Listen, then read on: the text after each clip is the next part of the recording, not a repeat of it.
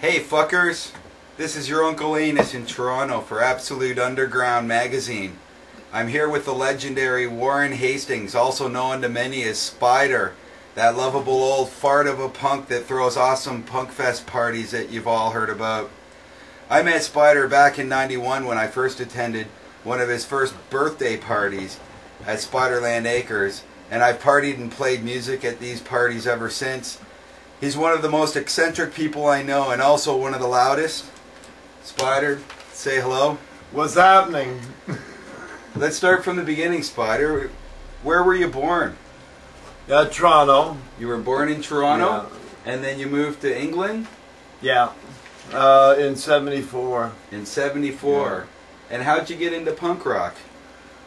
Well, I was sort of a disco soul boy, and I was hired myself out for gigs and stuff, and I accidentally got hired by the Sex Pistols. By the Pistols? Yeah.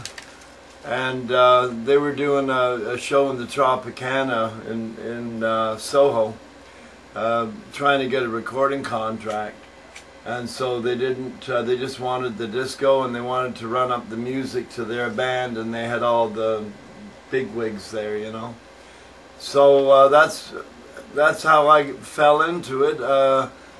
I ran down the street to this stripper friend of mine, you know, and told her, I says, come here and meet all these wild people.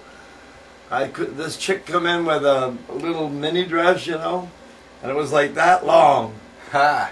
And she had like rouge on her cheeks, and she had an eye painted on her arsehole. Nice. And when she walked, it looked like it was winking at you, you know? Nice. So that's what turned me into a punk. What were some of your favorite bands and clubs at the time that first got you involved? Oh, there was a lot of bands. There were so many, like, there'd be like 5 bands a night playing in the Roxy. One of my favorites, they never went anywhere, but they were just absolutely out of this world, was a band called The Wasps. The Wasps? Yeah. And, but I don't know what happened to them. But I saw all the early bands from Susie and the UK Subs, all the bands starting out were in there, you know, that you didn't realize that they were going to be famous, you know, one day, but it was just an explosion. It was just happening so fast, and I'm glad I was in the whirlwind of it, you know. You left a pretty good scene by the sounds of it. What made you decide to leave England and come back to Canada? Oh, my mom was dying, so I had to come back. Family reasons. Yeah. And you moved to Marmora, Ontario. Yeah, I ended up with a heart problem, and I was given 2 weeks to live. So I had to get out of the city and get fresh air, and even the doctor like advised me I'd be better off if I could get in the country. So I went up to the country and bought a farm, and unfortunately now the city air comes up there now. That's true.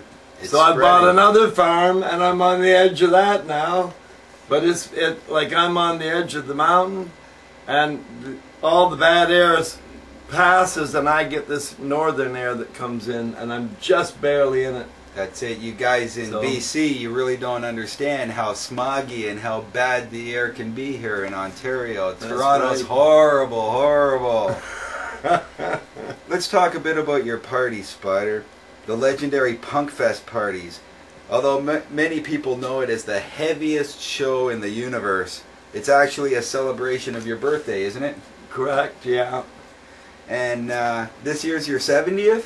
Right. 70th birthday. I've met a lot of people, older people, after shows, and they're in the cars waiting for the young kids to come out to give them rides, and they're always telling me they're only in their 30s and 40s. Their kids are coming to the shows, and they're always claiming that they're too old for punk rock, and they just do not get it. What do you have to say to those 30, 40-year-olds that are too old for punk rock? Well, they've never experienced being a punker, that's probably why.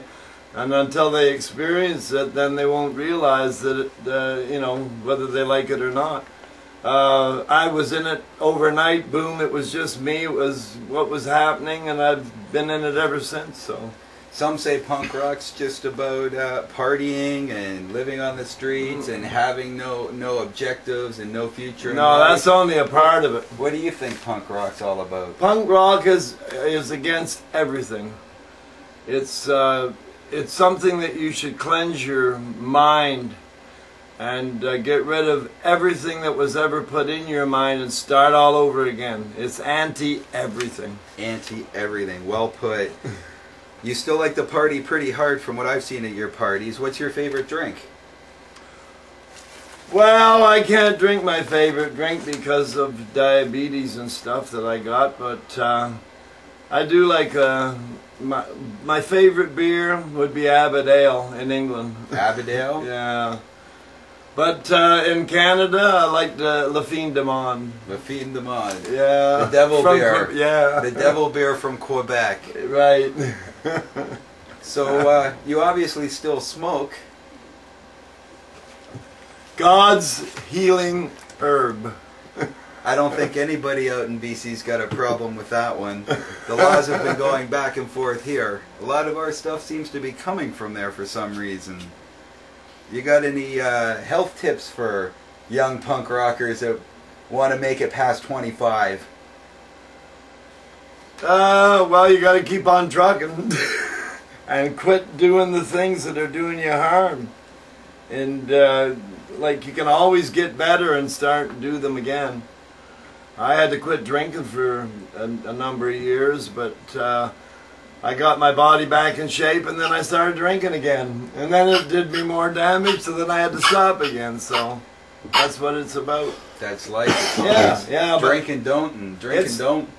It's knowing when to stop doing the things that are doing your body harm. So, like, you just got to know that and do it. Even excess in moderation.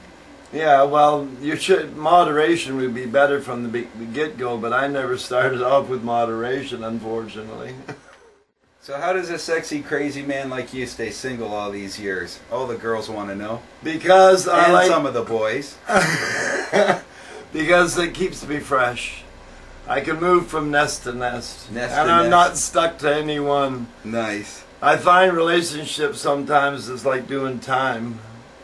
You know, you lose your identity and you have to live for somebody else, which I don't like, so I would rather be free, and if they don't boogie, tough titty. Tough titties. I remember the first party. I think it was 1990 when I was at your place. It was on the back of a porch of your first house, and it was the first official punk fest. Yeah, 91, yeah. 91.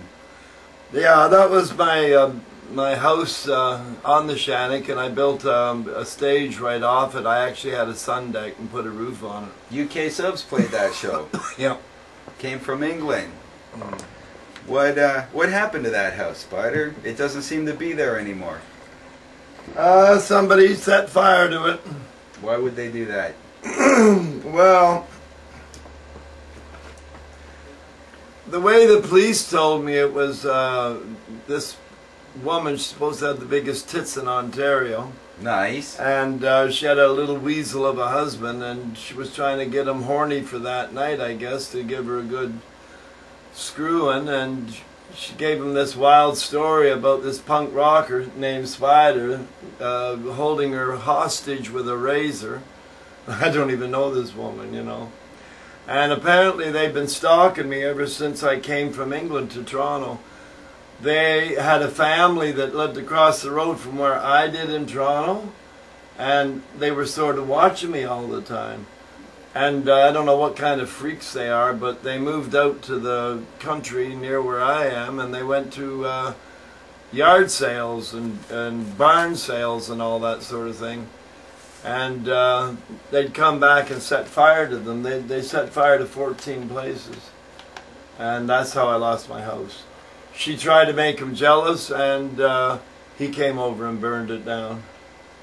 You've had other problems with fires and the locals trying to stop your parties, and yeah. What's up with the legalities of Punk Fest? Right now I'm in my new place, and I'm with a new set of people, and they seem to be interested. But the old place, how come we're not going to parties at the old place anymore? Well, because they got injunctions against it, that's why. And it costs a lot of money to fight the injunctions and overturn them, so I went as far as about 8,000 or 9,000, and then I gave up. I just said to hell with it. Too expensive to fight the... Well, yeah, it's going to be thousands of dollars, and you know, to get it all overturned again, so it ain't worth it. It's not a lot. This isn't Warped Tour. There's no money in punk rock. It's all about good times and the stories that you got for later. That's right. And then you cleared the way for Anarchy Alley. It's about, what, a half-kilometer long trail flanked with campsite clearings leading to the ultimate outdoor stage, your amphitheater under the stars. Right. A huge That's stage. half torn down now. It's half torn down now. Yeah. Many a band played on that. That's right. I think I remember it was maybe '94. I saw about 60 bands representing about 4 countries play that stage. Right. I think there was maybe 2,500 punks from all over North America and beyond. And was that about the peak of your parties? That was the party going upwards. But I had to put the brakes on because of the, you know, what was going on with going to court and all that sort of thing. So I started making it smaller and smaller and advertising less and less. And people thought it was closed down in many cities and that. They were surprised that I was still having Punk Fest. Now how many parties a year are you having? I'm going 4 parties right now. And I'll see how this summer goes, and if it goes good, I'll expand. I'll go in the direction that I'm capable of going in. You know. So you've got your May 24 party, which just happened. Yeah. And your July 17th party for the birthday. That's the official Punk Fest. This is the big one coming up. That's the weekend of the 15th of July. The 15th of July, yeah. Spider's 70th birthday party. You guys have to come out. We'll set you up with directions afterwards. But you got to come out. It's a 70th. The thing's been going on forever. It's amazing. What other parties are happening? Labor Day weekend? Labor Day and Thanksgiving. And Thanksgiving, Canadian Thanksgiving weekend. Right. Thanksgiving is always... But you Americans are welcome to come up. Yeah, I combine Halloween because Halloween's too dicey. 50% of the time Halloween is raining and cold. But Thanksgiving weekend usually is the last warm one, so... Well, I've just started going down the luge, and I'm just learning. I've got to learn how to steer and all that. You've built a luge at your place? No, I go to a friend's place. You go to a friend's place, but you're luging yourself. Yeah, oh yeah. That's a pretty dangerous sport for a 70-year-old guy. You go fast. How fast? Everything's dangerous walking across the street. Everything's dangerous when you're 70. Hey. Breathing the air in Toronto is dangerous. How fast do you go on those things? Oh God, you could go up to 100, I imagine. Really? Yeah, I was on packed snow, but which is pretty fast. But on the pure ice, it's going to be faster. But on the packed snow, it's good learning to steer. And once you get the hang of it, it's kind of awkward because, you know, you go to the right with your steering wheel in a car, but you got to go with your right foot to go left and your left foot to go right. And you're to steer the sled. So once you master that, you know, sort of thing, you're in control of the sled, and that's what I'm going. Have you had any serious wipeouts? No, I've had fun wipeouts. You've had fun wipeouts? You're not worried about injury? No. No? No, I went into the snow and thought I was going to hit some trees, but so I dug my heels in and I had all this ice and snow hit me in the face. It was wild. What influenced you into thinking about starting the luge and starting this training ground? Oh, I've always been like that all my life. I love roller coasters, and if there's a roller coaster that's wilder than, you know, I always want to get on it. I'm dying to get on it ever since I was a kid. Now you got a new property. Yeah. Where's that? Spiderland Acres Phase 2. Phase 2. Where is it? It's up by Algonquin Park, about 15 miles west of Eganville, and about 30 miles south of Pembroke. How do the kids find out about getting directions to come to your parties? Well, we'll probably have maps drawn up before Punkfest, and we'll put them up on the site. On the website? Yeah. What yeah. you want to give the address of the website? Well, it's www.punkfest.com.